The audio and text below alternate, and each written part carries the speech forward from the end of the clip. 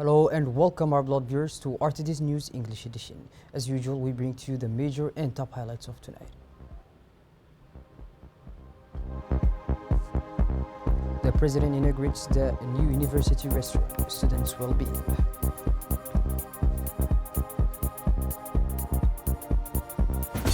And on the international scene, 24 Palestinians killed in Israeli airstrikes on a mosque and a school.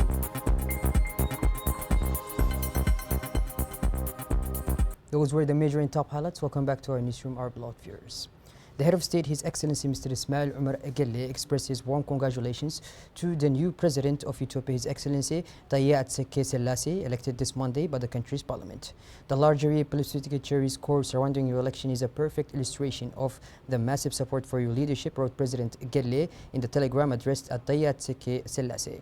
I hope that your action at the head of Ethiopia will accentuate the complementary projects that characterize our two nations, which for more than 2 decades have chosen to share a common economic destiny, the head of state also noted in the same document. An emblematic figure on the Ethiopian political scene, Taxation Selassie was Ethiopia's Minister of Foreign Affairs until his election today as President of the Republic. A seasoned diplomat, he also served his country in the past as permanent representative to the United Nations. The President of the Republic, His Excellency Mr. Ismail Omar Gelle, has inaugurated the new curtain at the University of Bala in Djibouti. This event marks an important step in the improvement of university infrastructures and the well-being of students. The new canteen at the University of Djibouti is equipped with modern kitchens and comfortable dining areas designed to accommodate a large number of students and offer a variety of balanced and nutritious meals, essential for maintaining a good health and optimum concentration by providing healthy food options crucial to students' academic performance. Over 2,000 students will benefit from balanced meals, healthy and essential for maintaining good concentration and high energy levels essential for studying. In addition to the President of the Republic, the ceremony was attended by several members of the government, including the Prime Minister, the Minister of National Education and Vocational Training, the Minister of Social Affairs and Solidarity, and the President of the University of Djibouti.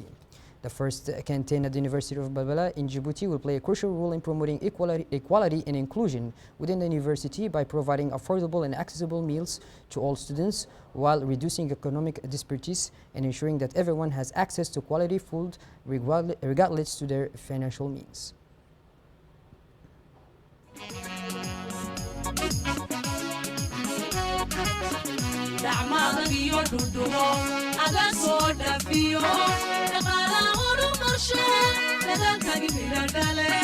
Ismail Allah Pudo, Ismail Allah Pudo, Ismail Allah Pudo, Ismail Allah Pudo.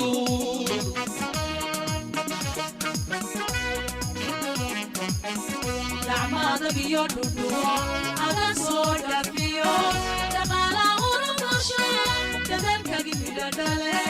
Ismail Allah Pudo, Ismail Allah Pudo, Ismail Allah Pudo, Ismail Allah Pudo.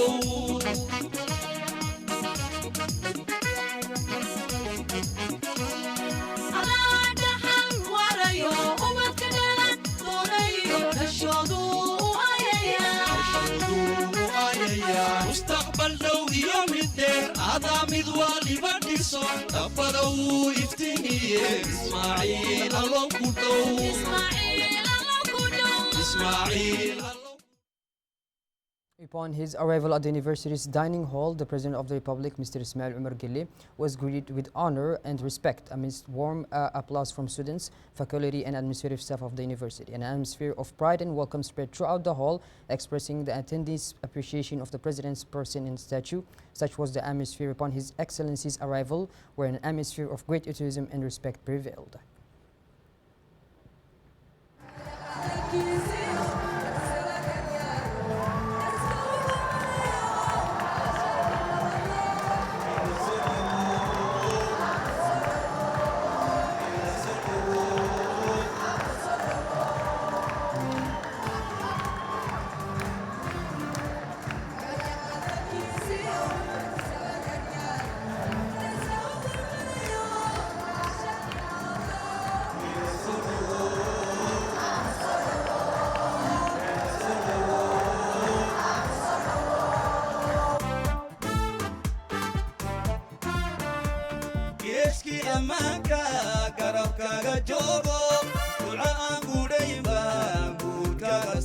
saaraye ila soo dhowow Aba soo dhowow. ila soo dhowow Aba soo dhowow.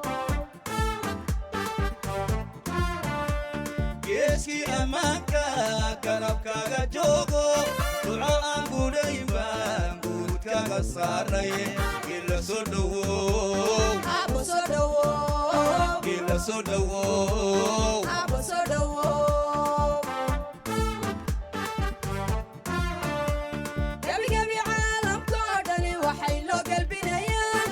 Waa goobtan ku nool iyo nabadaan guudhayne.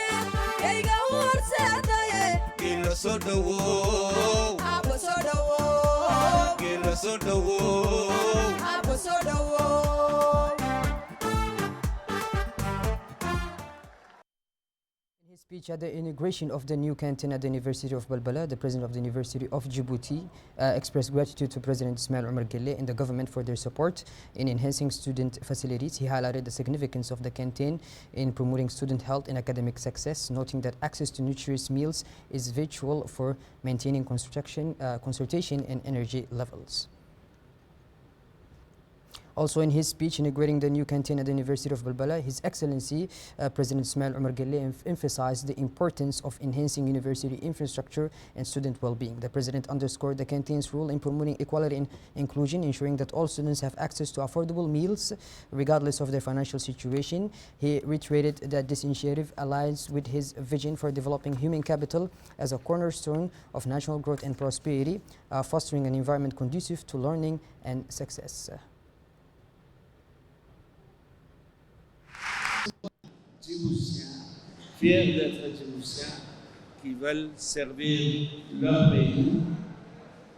Et nous sommes véritablement engagés à poursuivre cette aventure et la formation de nos jeunes dans un univers et un climat qui soit acceptable, qui mérite d'être encouragé. In her speech at the inauguration of the new canteen at the University of Bala, the Ministry of Social Affairs and Solidarity expressed her enthusiasm for this initiative, highlighting its significance in promoting social equity among students. She praised the government's commitment to improving student welfare and reducing economic disparities through access to affordable and nutritious meals.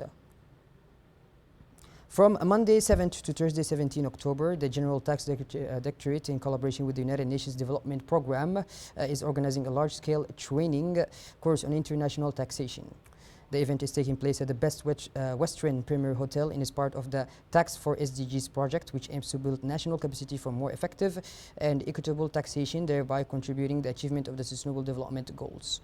The opening ceremony, which took place today, 7th October, was attended by a number of leading figures, including the Director General of the General Tax Directorate and the UNDP representative. They underlined the importance of the training in the current context, marked by growing need to optimize tax resources to better meet the country's development needs. The Tax for SDGs project, which is being implemented in Djibouti, focuses on modernizing the tax system through reforms and initiatives aimed at increasing the efficiency of tax revenues and ensuring greater transparency. Under the high patronage of Colonel Wa'is Umar Baghore, commander of the Djiboutian Coast Guard, a ceremony to launch the second training of trainees course under the Better Migration Management program was held today at the Naval Training Center in Dorale. The training is part of an international initiative co-financed by the European Union and the German Development Corporation, aimed at enhancing the skill of those involved in managing migratory flows.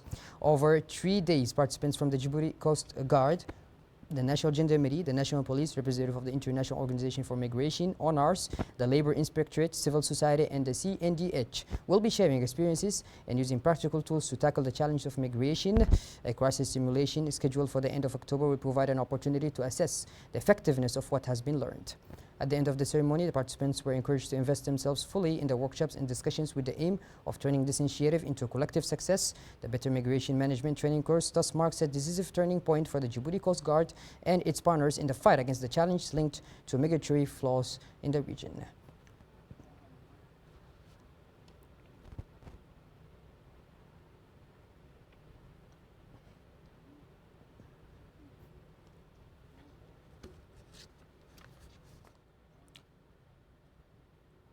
Philip Perez, a civil pool expert who spoke at the training lunch, praised the commitment of all the agencies involved in the migration issues.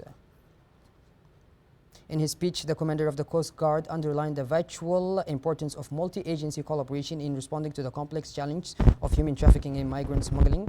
Djibouti, as a strategic point of migration rules, must step up its efforts to tackle these issues, he said. The French Institute of Djibouti, the Djibouti Ministry of Education, and the International Organization of the Francophonie celebrated the French language in Djibouti in parallel with the major international summit of the Francophonie held in France.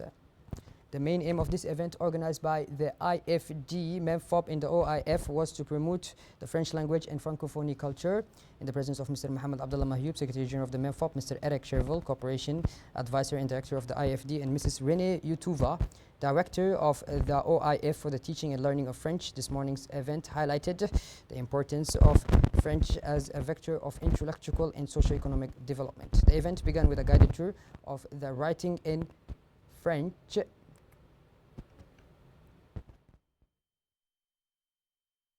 presenting an international literary journey, enabling pupils to discover the enrichment that French can.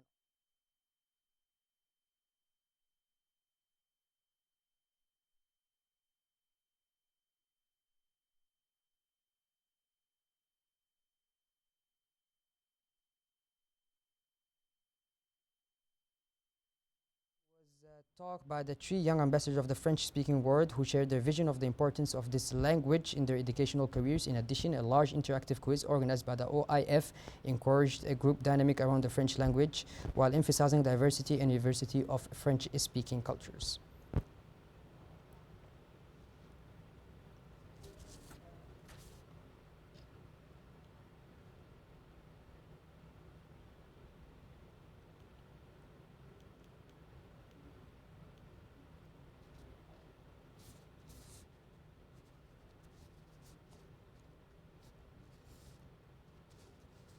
During the day of Monday, 7th of October, a meeting was held between members of the Special Technical Commission of Withdrawal of Driving License at the meeting room of the Prefecture of Djibouti City at 9:30.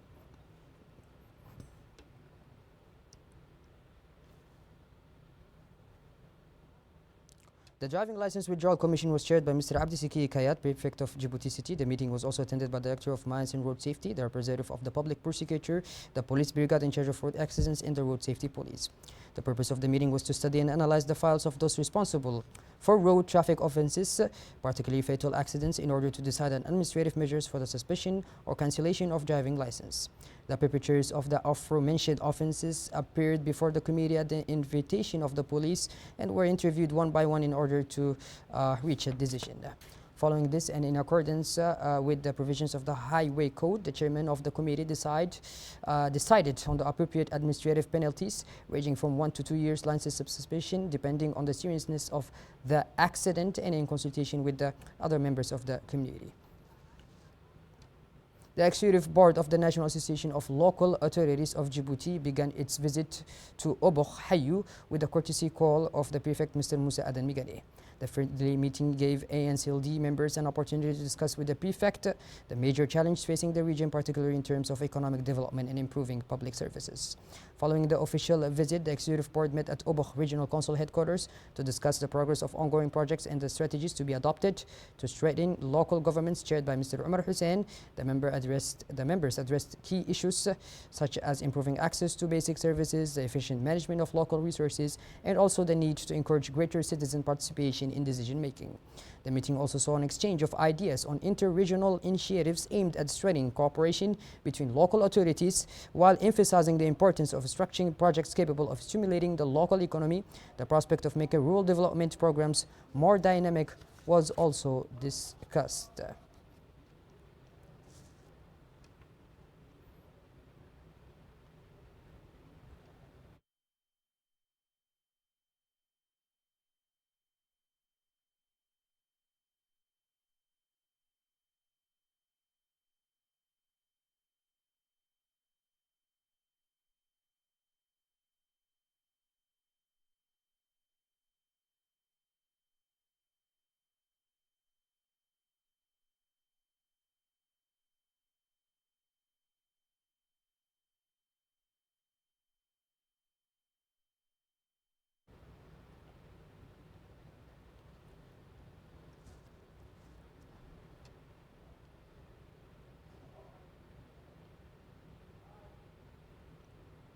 The day ended with a visit to the cobblestone factory, an infrastructure recently acquired by the Obok Regional Council.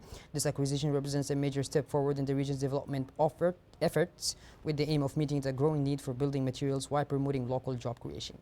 The factory is an innovative project designed not only to support infrastructure projects throughout the region, but also to reduce dependence on imports. Locally produced paving stones will be used for urban development and rural road rehabilitation, helping to improve the quality of life for local residents. This project reflects the Obok Regional Council's commitment to sustainable initiatives and to shredding a regional self-sufficiency in the production of materials essential to local development. Shifting gears towards the international scene now, and as I mentioned in the titles, at least 24 Palestinians, including children, were killed and 93 wounded early Sunday morning following two separate Israeli airstrikes targeting a mosque and a school housing displaced civilians in the central Gaza Strip. The government media office in the Gaza Strip confirmed the attacks, stating that the Israeli army had committed two brutal massacres by bombing the Al-Aqsa Martyrs Mosque adjacent to the Al-Qasam Martyrs Hospital in Dar al-Balah and the Ibn Rushd School in Al-Zawidiyah, both located in the central part of the Gaza Strip. Well, by this, our blood viewers, we finally conclude this edition. Thank you for being with us, and make sure to tune in later for more. Have a wonderful evening.